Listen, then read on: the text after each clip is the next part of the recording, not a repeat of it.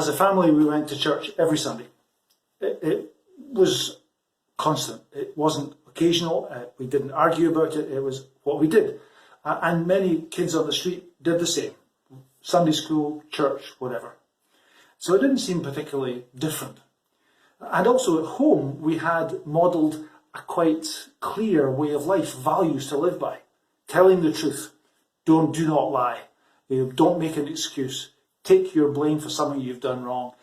Be concerned for others. Share what you've got. Don't take more than your fair share. Leave some for those coming behind you. All those simple things that my parents, and indeed many parents, were passing on to their children, and of course still do.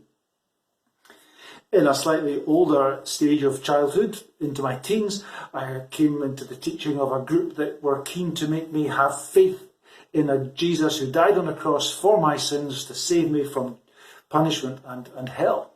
And believing that was the crucial thing, having that kind of faith.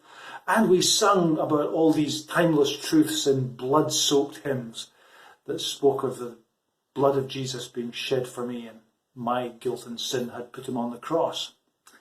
It was a slightly different emphasis, of course. At school, I remember once overhearing a conversation about me.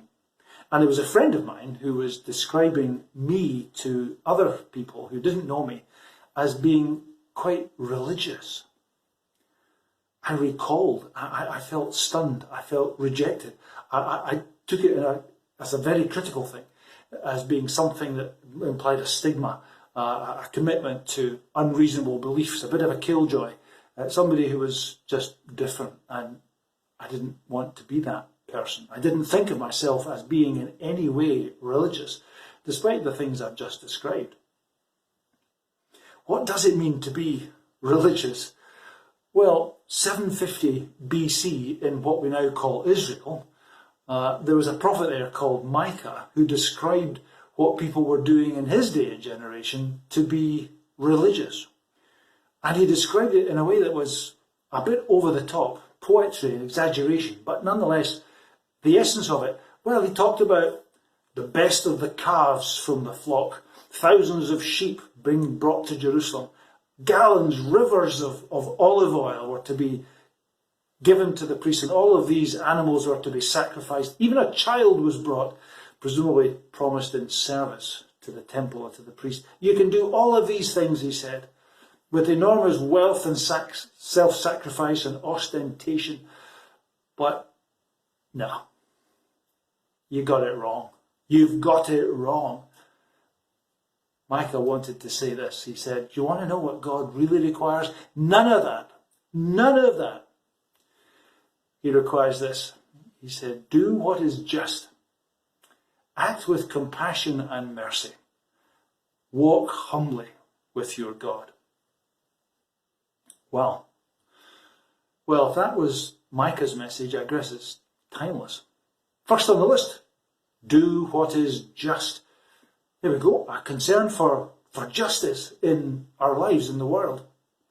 Well, we all sign up for that. We hate anything that seems unfair or unjust. So, yeah, women, men, they should have equal rights. There should be no discrimination there. We need equal opportunities and rights. Black lives matter. Whatever colour of skin you are, everyone is of equal value and should be treated the same and have the same rights and opportunities. There's no discrimination there. People who are poor should be given and have access to proper health care and for normal amounts of food and drink. There's no discrimination there. We should care for those less fortunate. And we should learn to live simply so that future generations may simply live.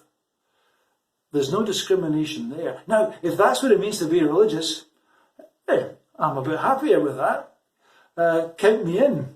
Yeah, justice. That's good. And we all feel that, and we all hopefully strive for that. And maybe we're being more religious than we thought we were, because Micah says that's what God requires. So thank you, Mum and Dad. You laid down a foundation for all of that. I maybe didn't realise at the time. And I think we can all sign up for the plea for more justice, and in so doing, maybe we can put in a good word for what it means to be religious.